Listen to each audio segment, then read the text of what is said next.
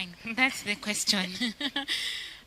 Brian, does this make Paul, Paul is saying that Becky is telling us he's volunteered himself that as a Gentile, if you have questions in regards to this Christianity, I am the person. You are to guy. I mean, go to guy. There is always that person in the office, in church. If you need anything, this is the person. Yeah. Does that make Paul like the owner of the gospel?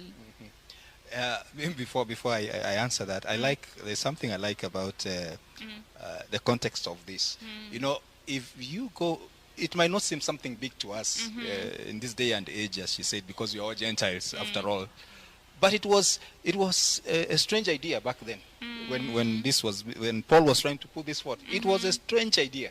It was a strange idea. So he was also receiving a lot of resistance. A lot of it. It was an off, Especially from the Jews, like Yes. how are you bringing these people? How when we have put signs all over, no foreigner should go beyond. How You can't see, you can't read, you are trying to defile our religion.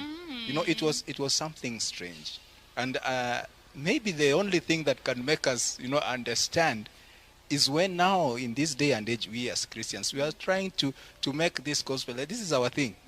Yet we have been given this gospel to take it out there. We have been given to light wherever we are, in the office, so that Paul, this passion that he had for the Gentiles, because he understood so clearly, where he had come from. Yes. Sometimes God saves you from a situation Eh.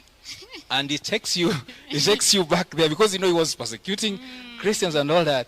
And he saw in Paul that this gentleman is the one who is going to stand for me. I know this is a difficult idea that is going to put forth, is going to propagate out there, but I know he's the one who is going to stand for me. Right person. And sometimes, God puts us in situations because he has looked at us and he understands that if we trust in him, if we depend on him, though we go to prison, for the sake of his cause, we will be able to endure and understand. And that was Paul.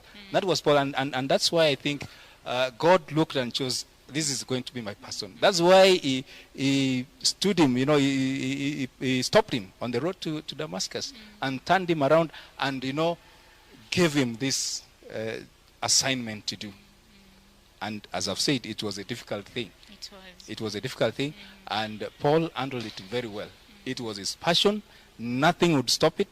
How I pray that we would hold that cause for Christ in this day and age, ministry, that nothing would stop us, that we would endure all manner, of suffering, because we trust that with God, because God is the owner of this work, God is the one who is ahead of us, we will be able to go through. And let us draw comfort from Paul, the passion, the love he had for the Gentiles, and that love that God showed him is able now to reflect it to his fellow human beings. And what I ask myself this, that if you see this, we as Christians, we read this about the walls being broken, Paul having this love for the Gentiles.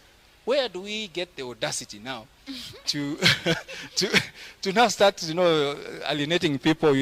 Those people don't belong here. So and so doesn't belong here. No, this is not for them. How? You bring in racism, you bring in tribalism, you bring this and that. Yet, we have been, the sin that Israel did of owning this thing, and, they have been given to be a beacon of light. But now they saw like it is theirs, to be shared. I pray that we won't fall to that same situation that they fell into, and they were holding it there. And that's why this idea was a strange idea for them, that now Gentiles are co-heirs, And Paul was able to break that and be able to go through suffering for the sake of, putting across this idea of the mystery of the gospel. There's a part you've said that this work is not ours, it is God's. Jemima,